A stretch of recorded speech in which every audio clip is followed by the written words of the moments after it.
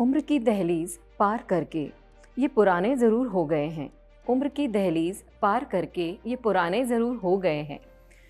कई सारे मौसम से गुज़रे, कई सारे मौसम से गुज़रे, कभी उजड़े तो कभी बहार हो गए हैं, कभी उजड़े तो कभी बहार हो गए हैं। पर ये वो दरख्त हैं, पर ये वो दरख्त हैं जहाँ मन्नत के धागे बांधे जाते हैं। ये वो दरख्त हैं जहाँ मन्नत के धागे बांधे जाते हैं, जहाँ बचपन ने खेला, जहाँ बचपन ने खेला, जहाँ जवानी ने सपने संवारे हैं। जिनकी छाँव में कई मौसम गुजरे हैं, इन दरख्तों की छाँव में कई मौसम गुजरे हैं और ये आज भी अनुभव की ठंडी छाँव हमें दे रहे हैं। जी हाँ, हम बात कर रहे हैं उन वरिष्ठ नागरिक जनों की जिनका दिवस वैसे तो कहने पर हम 21 अगस्त मनाते हैं, लेकिन मेरे ख्याल में इनका कोई एक दिवस नहीं हो सकता। लेकिन क्योंकि हम धीरे धीरे ग्लोबलाइजेशन की ओर बढ़ रहे हैं और कुछ ऐसी चीज़ें हैं, या ये कहा जा सकता है दूसरे शब्दों में कि हम बहुत करके अपनी जड़ों से थोड़ा थोड़ा दूर होते जा रहे हैं। ये वो जनरेशन है जो आज के वरिष्ठ नागरिक हैं, ये हमें जड़ों से जोड़े रखते हैं।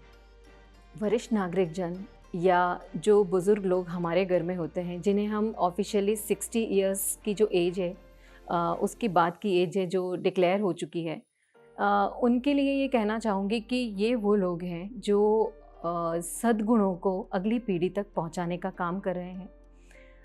आज की लाइफ में हम ये देखते हैं कि युवा पीढ़ी जो बिल्कुल भाग दौड़ में लगी हुई है, मटेरियलिस्टिक लाइफ लीड करने में, तो ये बहुत ज़्यादा ज़रूरी है कि हम कनेक्टेड रहें हमारी जड़ों से। और वो इसलिए भी ज़रूरी है क्योंकि जैसे जैसे हमारा एडवांसमेंट हो रहा है, टेक्नोलॉजी का भी एडवांसमेंट हो रहा है, विचारों का भी हो रहा है, चारों तरफ हम ये देखते हैं कि we are all surrounded by materialistic things. तो it is very essential that we should not forget our roots. तो ये वो जनरेशन है जिनको हम वरिष्ठ नागरिक कहते हैं, ये हमें जुड़ा के रखती है, जोड़े रखती है और सद्गुणों को दूसरी पीढ़ी में कैसे ट्रांसफ़र करना है ये अपनी जिम्मेदारी समझते हैं।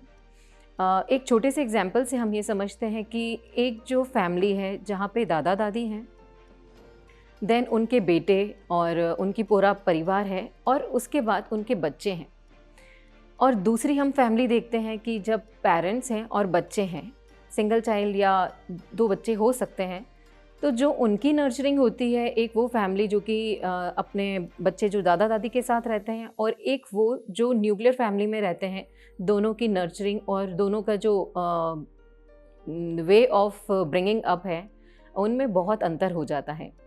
और ये माइन्यूट चेंजेस हैं, may be that it is not visible when they are growing up, but later on it is quite well exhibited जब उनका कोई परफॉर्मेंस होता है, जब उनको डील करना पड़ता है, स्पेशली जब उनको नेगेटिव एस्पेक्ट से डील करना पड़ता है, may it be stress, may it be some other anxiety या कोई प्रॉब्लम्स जो डे टू डे लाइफ में हम लोग अक्सर फेस करते हैं।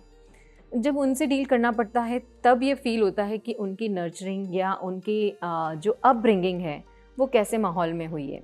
क्या बच्चे ने कोऑपरेशन सीखा है, क्या बच्चे ने रेजिलियंस, पेशेंस या कंपैशन, या जनरली जो हम कहते हैं कि बड़े बुज़ुर्ग जो वो घर में अब, क्योंकि वो अपनी पूरी लाइफ जी चुके हैं, प्रोफेशनल लाइफ, और अब वो रिटायरमेंट के बाद में अपना पूरा अमूल्य समय अपने परिवार को दे रहे हैं, तो वो हर एक एस्पेक्ट पे ध्यान देते हैं बच्चे के।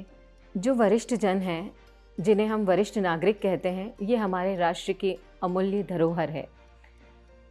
तो हमारा ये कर्तव्य बनता है, ये ड्यूटी बनती है कि उनका और उनके सारे एस्पेक्ट्स का ध्यान रखा जाए।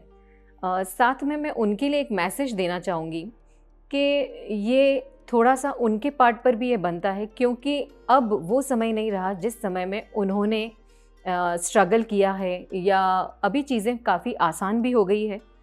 तो वो ये भी अंडरस्टैंड करें कि जो उनके आसपास या उनके घर में जो यूथ है वो किस फेज से गुजर रहा है, ना कि ये कंपेयर करें कि हमारे ज़माने में ये हुआ करता था तो you are also bound to do this.